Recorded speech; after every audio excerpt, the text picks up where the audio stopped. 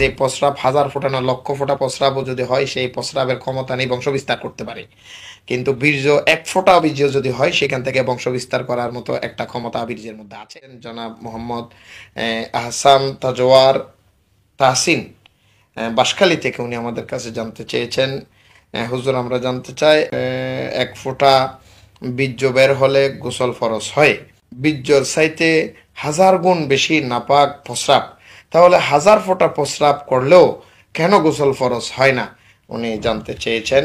তবে আমি সংক্ষেপে দুইটা কথা বলবো এটার ব্যাপারে। আর যদি আপনার বিস্তারিত জানতে মনে চাই, দেশের এবং বিভিন্ন বড় বিজ্ঞ আলেমদের সাথে যোগাযোগ করে আপনারা বিস্তারিত জেনে নেবেন। বিভিন্ন আমাদের বাংলাদেশে বিভিন্ন জায়গায় ফতুয়া ইফতা বিভাগ আছে, ওখানে যোগাযোগ করে আপনাদের মূল আরও বিস্তারিত জানতে পারবেন। আহসান তাজওয়ার তাহসিন ভাই, এখানে আমাদের জানতে হবে যে এক ফোঁটা বীর্য বের হওয়ার গোসল ফরজ হওয়ার কারণ হলো, আমি যতটুকু আমার ক্লাস থেকে আমি আপনাদেরকে বলতে পারি, প্রস্রাব এমন একটা পদার্থ, এমন একটা ধাতু, প্রস্রাব এমন একটা জিনিস যে প্রস্রাব হাজার ফোঁটা না লক্ষ ফোঁটা প্রস্রাবও যদি হয় সেই প্রস্রাবের ক্ষমতা নেই বংশ বিস্তার করতে পারে, কিন্তু বীর্য এক ফোঁটা বীর্য যদি হয় সেখান থেকে বংশ বিস্তার করার মতো একটা ক্ষমতা বীর্যের মধ্যে আছে। সুতরাং এক ফোঁটা বীর্য দিয়ে আপনি হাজার হাজার আপনার বংশ বিস্তার হচ্ছে সারা পৃথিবীতে, বেয়াদবি ধরবেন না। শরীয়তের অনুযায়ী যারা দেখতেছেন সকলেই জানেন, আজকে আল্লাহ রব্বুল আলমিনের সৃষ্টি জগতের মধ্যে 18,000 সৃষ্টি, 18,000 সৃষ্টির মধ্যে 6,000 সৃষ্টির বংশ বিস্তার হয় বীর্যের মাধ্যমে।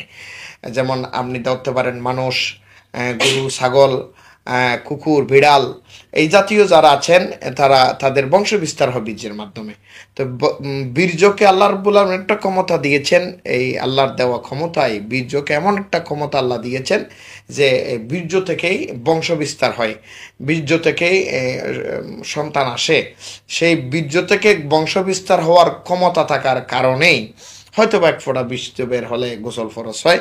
আর লক্ষ ফোঁটা যদি আপনি প্রস্রাব একত্রিত করা হয়, ওই প্রস্রাব থেকে কোনো বংশ বিস্তার করার সম্ভাবনা নেই, আল্লাহ সেই ক্ষমতা প্রস্রাবের মধ্যে দেয় নাই। সুতরাং কোটি কোটি ফোঁটা প্রস্রাবও যদি বের হয় সেখানে এই গোসল ফরজ হওয়ার প্রশ্নই আসে না। শুধু একমাত্র বীর্য বের হলো গোসল ফরজ হওয়ার প্রশ্ন আসার কারণ হলো আমার যতটুকু জ্ঞান থেকে আমি বললাম। তবে আমি লাস্ট ফিনিশ আরেকটা বলতে চাচ্ছি, এটা আমার জ্ঞানের সীমাবদ্ধতা নয়, আমি নেটের মধ্যে এত লম্বা বিস্তারিত দিতে পারতেছি না। আরও যদি আপনারা জানতে চান আমাদের অফিসের মধ্যে যোগাযোগ করতে পারেন, ইনশাল্লাহ আমরা চেষ্টা করব, এবং দেশের ইফতা বিভাগে যোগাযোগ করবে বড় বিজ্ঞ ওলামায়ে কেরামের কাছ থেকে আপনারা আরও সঠিক সমাধানটা জেনে নিতে পারবেন। তাহলে আমি শুধু এতটুকু পর্যন্ত বলবো, বীর্য বংশ বিস্তার করার ক্ষমতা থাকার কারণেই বীর্য বের হলে গোসল ফরজ হয়, প্রস্রাবের বংশ বিস্তার করার ক্ষমতা না থাকার কারণেই প্রস্রাব বের হলে গোসল ফরজ হয় না, যার যৌথ করলেই আপনি পবিত্র হয়ে যাবেন। আশা করি আহসান তাজওয়ার তাহসিন ভাই বাঁশখালী থেকে আপনার সওয়ালের সংক্ষিপ্ত আকারে আপনি জবাব পেয়েছেন। ইনশাল্লাহ যদি আপনি জবাব পেয়ে খুশি হন, আনন্দিত হন বা আপনার মনোভূত হয়, আমাদের কমেন্ট বক্সে গিয়ে আপনি একটু আমাদেরকে জানাবেন। আলহামদুলিল্লাহ।